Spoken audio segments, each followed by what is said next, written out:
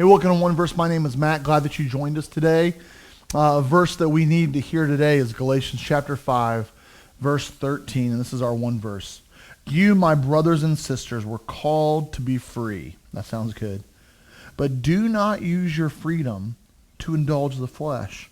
Rather, serve one another humbly in love.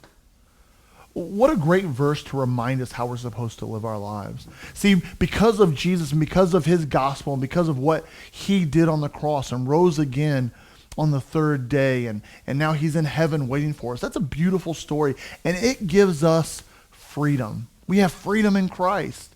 We don't have to live in bondage to sin, that we can do whatever we want, right? That is what grace and love is. But the Bible reminds us, hey, just because you can do whatever you want, don't do whatever you can, right? But instead, use that freedom. When you wake up in the morning, when you live your life, when you're like, you know what? I have freedom. I don't have to do sacrifices today in the Old Testament. I don't have to go and do 50 prayers on my knees, right? Like, we don't have to do those things. We can just pray in the car. We can read our Bible in the morning or the afternoon or night or not at all. That is your freedom. But let's use our freedom to draw closer to God. And more importantly, according to this verse, let's use it to serve one another humbly in love. That when you plan out your day, that you're going through your day and you can do anything you want, you have freedom in Christ, that you'd say, you know what, I can do anything, and I'm choosing to love that person.